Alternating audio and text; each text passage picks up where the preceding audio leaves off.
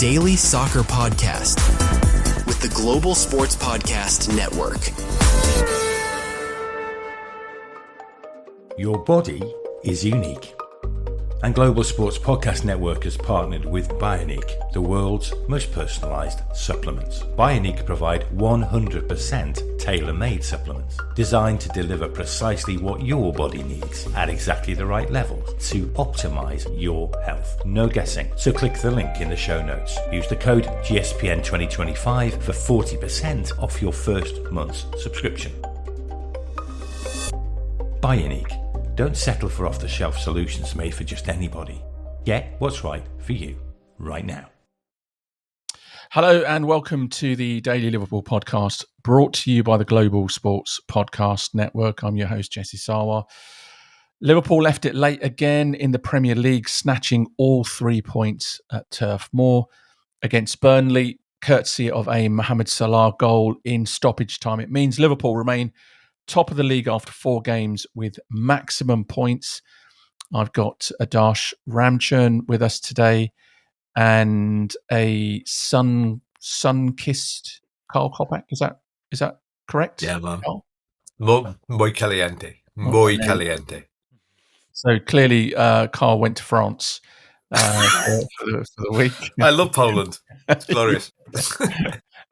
But look. It was another late show from Liverpool. 1-0,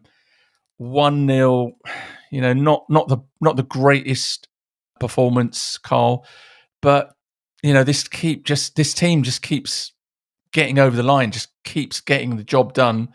1-0, late winner from Mo. Your thoughts on the game? I've just written my column for tomorrow about this, or today, as it will be. What strikes me more than anything else is not you, Adarsh, but Jesse and I sat through the Gerard Houllier period, where if that was a Gerard Houllier side, who were a decent side, we won everything apart from the league, that would have been 0-0. And Gerard Houllier would have said, it's great to get a point away from home. You win your home games, you draw your away games, and that's how you get into Champions League football, which is the level of our ambition at the time. And I was thinking, even when it got to 94 minutes, I was thinking, we are going to win this, but I don't know how. I mean, I genuinely enjoyed the game. I love games like that when it's just sort of, okay, you're just going to do that, and we're just going to do this, and that's all that's going to happen. And you're going to have to hold out and hold out and hold out like some sort of Spartan siege, and see if you get over the line or we do, and which one's it going to be. And it's a bit tricky for us because 2 of our 3 forwards are awful today.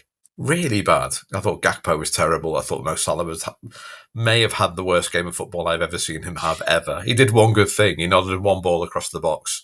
Everything else was just awful. I thought you'd already gone to AFCON. Yeah.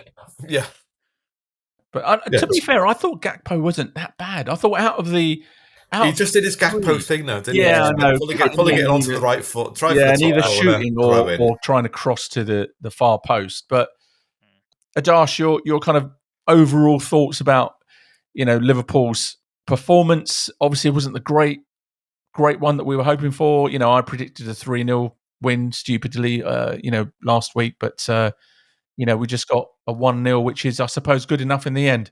Yeah, no, similar to Karl, actually. I just thought we were going to get that goal, but I didn't know how, when, if. But you just had that feeling.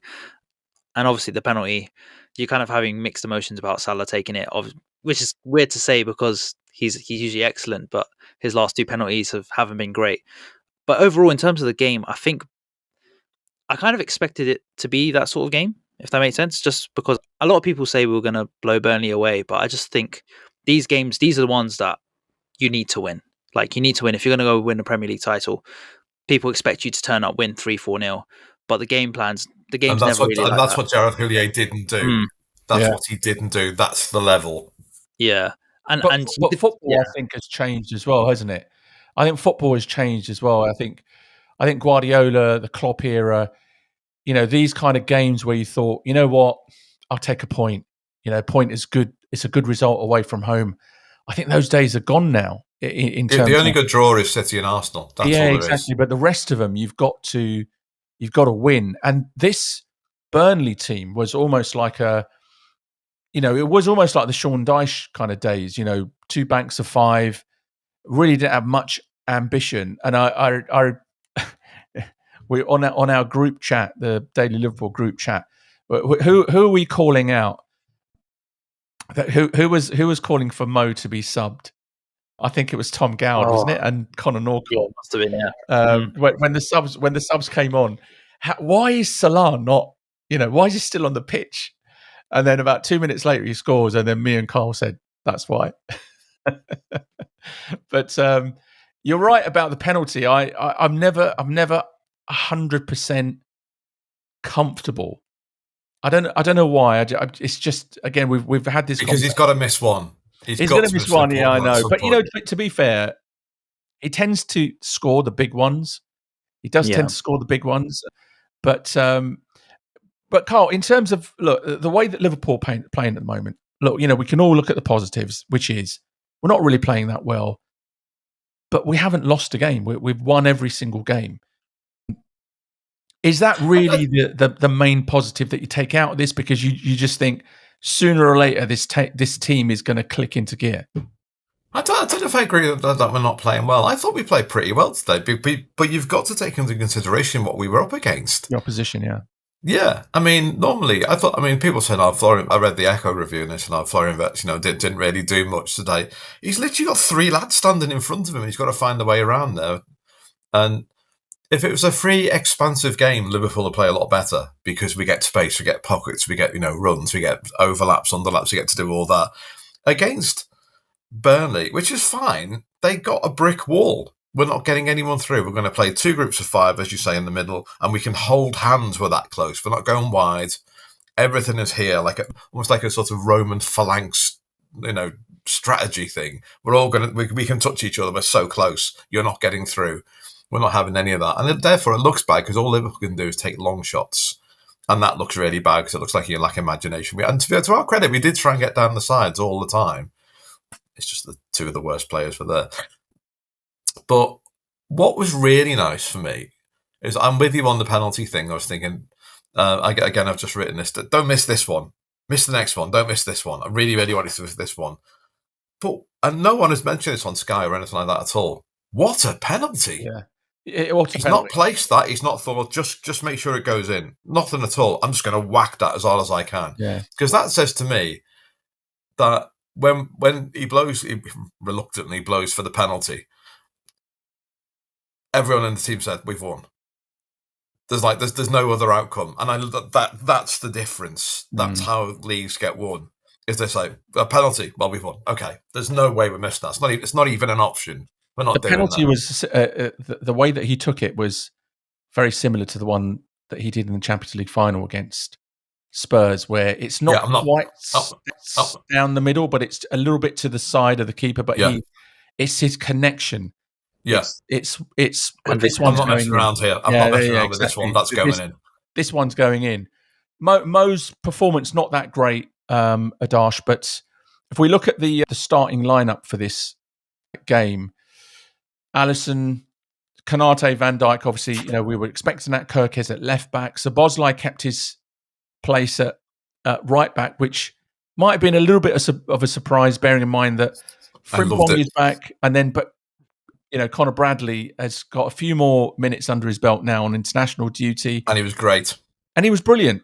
But Subozlai is he's not going to stay at right back, is he, Adarsh?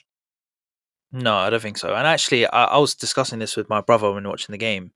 That actually, I know he's been brilliant at right back, but with McAllister not 100% to his level, you need to have Subozlai in midfield. And I think when he moved to midfield, I actually thought he was brilliant as well. I mean, he's been brilliant the last few games, but I think he is his natural position as a midfielder. He offers so much going forward, even like his ability to take long shots from the centre of the pitch. I mean, it makes a massive difference. And hopefully, Bradley being fit, even Frimpong coming on as well. I think Subozlai will continue to play in midfield. I mean, I think the big talking point from the game is Kirkes.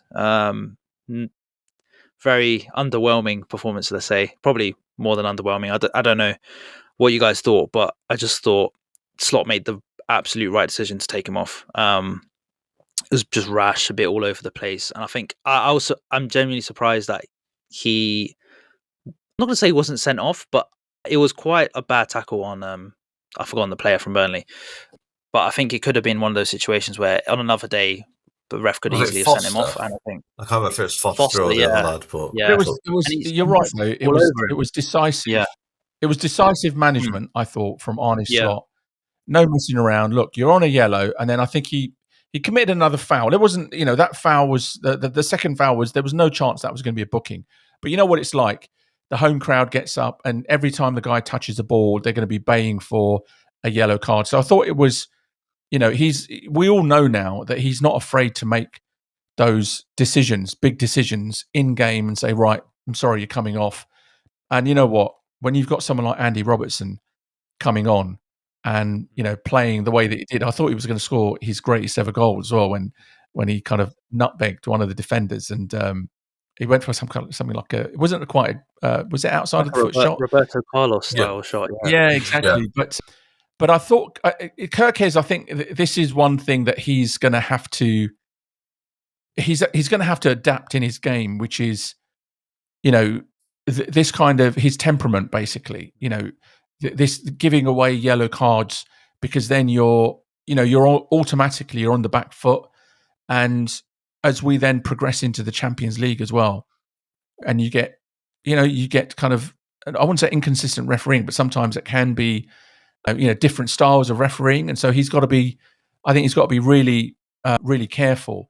But talking of refereeing, Karl, McAllister, what is going on with McAllister in the sense that people can just go in for kind of leg breaking tackles? Yeah, it's fine. And no one gets sent off. It's fine. To be honest, I didn't think this was a red card. And I know I've seen the image of his ankle banging and stuff like that, because I really don't think he meant to go and harm the player, where James Tarkowski wanted Clearly to. did, yeah. You'll never persuade me otherwise. That was, I'm taking you out here. Yeah. I'm doing I'm not saying that he went in to hurt him, but I think that the action, the way that he did it, I thought it was reckless, and his feet are off the ground, and that still image. I know it satisfies all the credentials. Yeah, that still image has got the studs up, and his feet are off the ground. He's reckless. Yeah, I just thought, at the very least, an orange. Yeah. For what good that I think does I would us. have been if that would have been against us, I would have been a bit annoyed. I thought straight away, I think that's a yellow. Yeah, to be honest, it's one of those things where you slow it down and it looks worse than it actually is. But I did actually think that. But it is amazing how, and that even wasn't even the worst one of the half. What about when the lad basically jumps on Mo's back and the other lad backs into him at the same time, and Michael Oliver decides that's a Burnley throw in? Yeah, but that's and Mo. Mo just stood up and just laughed in his face. Yeah, that's Mo goes through it every week, and I think McAllister's. The thing is, I think McAllister would have that same attitude as well, were it not for the fact that the ones that he has to go through are kind of potential leg breakers. Yeah, the poor guy, breakers, yeah. He just really is. He goes through the wars, on a regular. Mo Adarsh, he hasn't had the greatest start to the season, and whenever that happens, people always say, oh, he's 32, 33, 34, whatever it is, and he's on his way down now. But I think that this season, I think there's been certain games where, as Karl mentioned, the opposition comes into play as well, right? So today, he had that really kind of low block. He's got two defenders on him constantly, and it was just a really difficult game for him. Yeah, no, definitely. Adarsh. I think there's a couple of things actually. Yeah, there's a couple of things with Salah that I've noticed. I think actually when Liverpool go to attack, we actually tend to more often than not go down Gakpo's side for sort of, if he's going to cross it, play 1-2s with the fullback. You don't necessarily see Salah doing that as much in game, and I feel like maybe that's sort of the attributes in terms of what Slot wants to do this season in terms of keeping Salah like less active in the game, and whether it's a chance or a snapshot or something like that.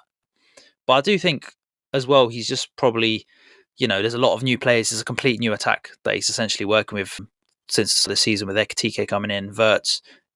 One positive that I did want to take from today's game was there was a lot more combinations between Wirtz and Salah, which, they're starting to build that chemistry up, which I think could be ruthless for us later in the season because both are amazing players. But I think there's a number of different things, and I think him getting used to the attacking players that we've got now, and obviously Isak to come into that, I think it will just take him a bit of time, like anyone would when you've got new players coming in sort of the attacking areas. So I would say that's maybe a reason. I don't want to use that as an excuse, but I think with rhythm and more games, I'm hoping we can get the Salah that we had last season back scoring goals. Tom, basically, more than the attack, in my opinion, I think the right side of that team has changed for Mo. He's had Trent behind him for the last 5-6 years, and that was such an influential partnership on the pitch. He's also not got Henderson behind him, who, for all the abuse he got when he was here, was the reason that Trent... who had a very good game at the weekend for Brentford, incidentally. But the reason that Trent was so good was because Henderson was always standing behind him, always. And, we don't have that now. It's a bit of a... he plays well and cares to space on the right-hand side, which isn't all the time, but, I think that helps too. I think Mo is getting used to the system. And it's one of the funny things, isn't it, when you say, Mo's not having a great season, and and he's not setting the world afire. Just the 2 goals and assists so far in 4 games. This season. In 4 games. Yeah, we've won all 4 of those games, and he was shocking today. I thought he really was. He was just second guessing himself, and but you look at. I was going to ask you who your man of the match is. I wonder if it might differ from mine. Oh, mine was quite obvious. Mine was Gravenberch. Yeah, Gravenberch was outstanding by an absolute mile. Yeah. That thing he did in the first half, where he just basically let the ball go past him. Yeah, he does that 2 lads out better than anyone in the Premier League. Wijnaldum used to be good at that as well, but more side to side rather than pushing forward. Yeah, no, but he was absolutely spectacular. I thought he was brilliant. I thought he was astonishing today. He really was, and I think he did. He made one mistake which made me shout at him, but it makes such a difference. And and you look at that midfield and think he puts Dom in there because he decides at some point he is going to play the other 2 right backs. Curtis Jones didn't play today. Yeah. And we're looking at Wirtz and people like that and Ekitike and thinking this is the side we're working at. And I'm thinking. I thought Alexis McAllister plays for Liverpool and no one talks about him anymore. And he's one of the best midfielders in the world. And Gravenberch might be the best number 6 in the country at the moment. It might well be. I do like Zubimendi, I really do. And all these people play for Liverpool, and it's fantastic. And I think that when you're playing against a low block like that, I think that makes such a difference where you sort of give it to our worst player. That might literally be Mo Salah. What a situation to be, that is. Yeah, it's not bad, is it? It's not bad. Right, we're going to go to a quick break, and then when we come back, we'll go through some player ratings. Here at Global Sports Podcast Network, we spent a lot of time selecting our delivery platform. Zencastr came out the clear winner. With 4K video recording from your phone and AI editing that automatically removes all those ums and ahs, it's super easy to start a podcast that sounds great and is delivered efficiently. If you're ready to tell your story, check out the link in the show description to learn more about Zencastr. Okay, let's go through some player ratings now. We'll start with Karl and Adarsh. Didn't really have much to do, really, did he? Just safe pair of hands for crosses and, sweeping up, but he didn't really have much to do. Yeah, I mean, I don't remember him making a save in the game. Pretty standard performance. I think I mean, it must have been freezing out there with all the wind. But he looked so good in that Adidas black goalkeeper kit. I'm a big fan of that. Yeah, he gets a 9 just for the black Adidas. Yeah, that boosts his rating. I can tell you, my mate had him as man of the match just to annoy me. Hey, listen, Matt. For me, Alisson is man of the match every single game. So He pretty much played the centre of three centre backs in the second yeah. half because there was no one near him. There was no one near him. What did you think of the centre backs? Karl, Van Dijk, Konate. Konate seems to have kind of played himself back into a bit of form now. But I think if you said to Ibu Konate, which game do you want to play tomorrow, it'd be Burnley. I just get ahead of everything all day. Yeah. And he did one really good recovery run in the first half. I can remember where I thought they might be in here, and he just thought no, and the big legs got moving. Yeah, he was fine. I thought he was good today. I thought he was brilliant against Arsenal. Really did, and I think he might be back. Yeah, Adarsh, Van Dijk. Yeah, I mean, do you know what? Towards the end of the game when we're throwing the kitchen sink and he takes off Konate, and you're left with only Van Dijk at centre back. I'm not worried at all. I genuinely think he can play centre back by himself. Like it's completely fine. And yeah, I mean that just shows he's put in another performance. He didn't have to do anything glamorous, but won his headers, led by example. So I'm giving him a 9. A 9 for Van Dijk. What was that? Sorry, what was your rating for Alisson, Adarsh? Oh, 9 as well. 9. Why? And for Konate? Yeah. 9 because of the Konate's Adidas Originals black kit. Yeah. And then, Konate, what did you give Konate? I mean, I'm gonna have to give everyone a 9 now. Like it's just the standard. But Konate was excellent. Yeah. I said the bar high. So. What did you give Alisson, Karl? 5. He didn't touch the ball. But bearing in mind, I'm giving myself 4. Penalise him for like not doing any, not having anything. Yeah, I mean, you got to prove You've yourself. got to mark him on what he had to do. He took some lovely goal kicks. Great. If he gets 5, I'm getting 4 though. It's one of those sort of games. All right, what about the fullbacks then? Karl, you've got Subozlai and Bradley. I thought Subozlai, I thought he was solid. I thought he was a solid 7, but I thought Bradley was 8. I thought Bradley was brilliant. He does this thing, Bradley, he loves a reverse ball. Yeah, and that's such a nice thing. To say he's a fullback and he's coming in field, he loves a reverse ball. And I love everything about him. I love his lantern jaw, his weird haircut, his frown. I love everything about him. I love his kit. Look brilliant in that kit because obviously looks good in green anyway, as you'd imagine. But I thought he was excellent today because I think there's times when he hasn't been excellent this season. And I thought that was a really good performance today. And if he's not knocking on the manager's door now, then yeah, but it's an interesting one, Adarsh, that right back position, because on the surface it looks like it's a straight fight between Conor Bradley and obviously Frimpong, right? But now that Subozlai has come into that mix as well, and because we have got some quality options in midfield. You've got McAllister, you've got Gravenberch, you've got Wirtz. Karl mentioned that Jones hasn't even had a look in this game. But I'm thinking ahead in terms of AFCON and also in terms of just squad rotation. Come AFCON and Mo's gone, you could quite feasibly have Frimpong playing right kind of wing, and it might be Conor Bradley or it might be Subozlai at right back. It doesn't have to be a straight fight between Bradley and Frimpong for the right back position. Yeah, no, I think it's an interesting one, but I think I do think Subozlai will continue to be a midfield player. I think the right back spot for him was a short term fix, obviously because of Frimpong's injury and Bradley being out.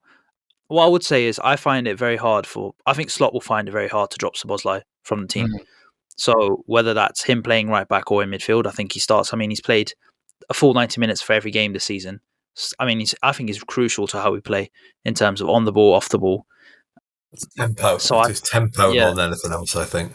Yeah, he's just crucial, and I think Slot has to find a way. If he's going to get Wirtz, Gravenberch, McAllister, and Subozlai in the same team, the only way you put Subozlai in the team is at right back, because how do you take McAllister out if he's in form? How do you take Gravenberch out? You could argue you take Wirtz out, but I mean, that's a debate for another time. But I think you need to keep giving Wirtz the opportunity to keep playing, to get used to the league, to get used to those combinations up front. But I think it's a hard one. I think Subozlai will still continue to play, but I think if he is going to play in midfield, it'll be McAllister probably for a game or two, but it's a very difficult one for the manager, to be honest. Karl, we just touched on Wirtz there. I think some of the criticism of him has been over the top, but do you see signs that he's still got to find the pace of the Premier League? Like I noticed in the games that he's played so far, there are times where he's just about to pull the trigger and he maybe just takes an extra touch, which he might have got away with in the Bundesliga, but even against teams like Burnley, they're just snapping on your heels. Well, Carragher made the same point. Yeah. Carragher said the same thing. He said the best thing about him is his first time passes, which is just beautiful. Yeah. And I think that's going to make the difference for him. And I thought he was great today. I really did. I mean, I know people say, no, yeah, he was ineffective, but again, you're playing against a brick wall. What do? You know, they're not going to come out. They're not going to give you space behind. They're not going to do that. I've got no worries about him at all. I think once he gets his first goal, I think it's different. But I see no problem with him at all. I really don't. He's beautiful to watch. Yeah. He's a fantastic player, but I think it's very, very difficult. The teams he's played against are very, very creative or well drilled. I'd say Arsenal. They know exactly what they're doing, and their number 6 is very, very good. And Arsenal are just a more expensive Burnley, aren't they? Really, pretty much the way they've been playing this season. But Ekitike, Adarsh, I thought he had a really good game. Ekitike, again, I think he's got quite a few elements to his game, and you can see him playing. You can see him leading the line. You can see him dropping deep, almost like that kind of Bobby Firmino style of attacker. And then he's popping up on the left as well. And he created a really, really good opportunity. But there was maybe if Isak was on the field, he might have sniffed out that chance that he kind of trickled across the 6-yard box. But I thought he had a good game. Yeah, no, I think he started his Liverpool career unbelievably. I think it's still very early in terms of like what he can offer and what he has been offering. But I thought he was excellent. I think he is, still like a bit like Wirtz, getting used to the league, and he's had obviously scored some goals. But I think in terms of like positioning, like there was one where Wirtz puts it across the box, and I think he could get on the end of it if he's just like a second or two sharper. But yeah, no, I can definitely see him playing on that left-hand side, especially because we've been discussing Gakpo and his inconsistency at times. If Ekitike can play on that left, you've got that space for Isak up front. He's definitely got all the attributes to play basically across any of those positions in the front three. But yeah, I find it like a bit strange that he's the first one to come off all the time when it comes to like the attacking substitutions. And I think that's management of time, though, isn't it? As much as anything probably. else. True. I thought he was going to get the full game today. I want to see him get a full 90 minutes just to see like how he does. But no, I thought he's had. I think that will come. But I think in these early stages of the season, you can see, particularly with his kind of newer signings, I think he's kind of building that kind of match resilience with every game, and also knowing that this is now the start of a game every 2 or 3 days now. And they're quite intense games. You've got Atletico Madrid in the Champions League. You've got the Merseyside derby, early kickoff on a Saturday. So there's going to be plenty of game time. Karl came on, and I really thought he was going to score with the header. I think it was an Andy Robertson cross.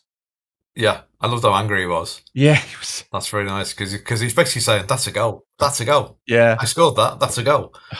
I didn't have to do anything about it. He just got it all wrong because it was his first touch. I love it. I think he must be really hard to play against because you never know what his feet are doing. And again, some of the commentators today on Sky said something slightly disparaging about they've got Isak to come in at the moment. They have to make do with Chiesa. I thought he's an Italian international, lads. Yeah. He's all right, he can play a bit. Yeah, I always find that there's a slight disrespect about Chiesa. Like, he's a phenomenal footballer. I think it is disrespectful, and I think it's there's a lot made of the fact that we only spent £12 million last summer. It's almost like that transfer didn't happen. It's like, Liverpool didn't spend anything last summer, and again, I think it's quite dismissive of a player who's got pedigree. He played for Juventus. He's like you said, he's an Italian international. But I thought he was effective when he came on. I thought Frimpong showed flashes, and Rio Adarsh, he came on, and again, even in the few minutes that he came on, he did more than Gakpo. He had an impact, and the way that he found Frimpong. I was thinking, if that was Salah, that comes onto his left foot, and that's probably in the back of the net. Yeah. But again, encouraging he's signs. showing so many signs of just potential. Yeah, no, I thought he was really, really impressive when he came on. But it's as I mentioned, it's the start of the real kind of campaign is almost starting now. Karl, Liverpool, 12 points, top of the league. Manchester derby, Man City kind of swatted United aside. United were absolutely awful. But we're 6 points. I think we're 6 points ahead of City, are we? I think. Yeah. They've lost 6 twice. points ahead of City, 3 ahead of Arsenal. We've got the Merseyside derby on Monday, and then Saturday. No, we've got Liverpool Saturday. got Merseyside derby on Saturday, and then Sunday is Arsenal versus City. Arsenal City, yeah. So as long as we can do the business on Saturday and really put pressure on those other two, I mean, we could have a fairly decent, healthy lead after 5 games. And I think what happens there is, I think if City win that game, I've been saying, City are the rivals here. Yeah, I'm not having 100%, Arsenal at all. 100%. Because City can come back from 10 points behind. I don't think Arsenal could. Arsenal can't, yeah. I agree. And much is made of, a big win. Again, I like Zubimendi and everything, but it's Forest, isn't it? Yeah, new manager. It's Postecoglou, who's basically going to play 7 lads up front and not bother with the midfield. It's... I hate to say this, but Forest could go. What, relegated? Yeah. He's awful. He's an awful manager. He's an absolutely terrible manager. And everything that they've been drilled to do will be disrupted, will be completely wiped away. Adarsh, I was really hoping that they got Mourinho. Just for the pure entertainment of it. Mourinho at Forest. Mourinho and the Forest owner. Can you just imagine it? It would just be absolute carnage. But it would be carnage. But you know what? It's absolute carnage. I still think. I still think you never know. I mean, the season is young. The season is young. I'm sure there's going to be more sackings before long. But we're going to leave you on that note. You've been listening to the Daily Liverpool podcast, brought to you by the Global Sports Podcast Network.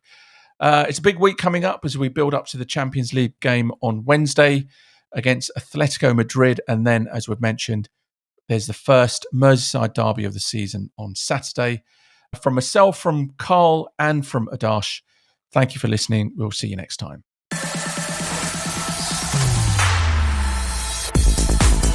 Your daily soccer podcast with the Global Sports Podcast Network.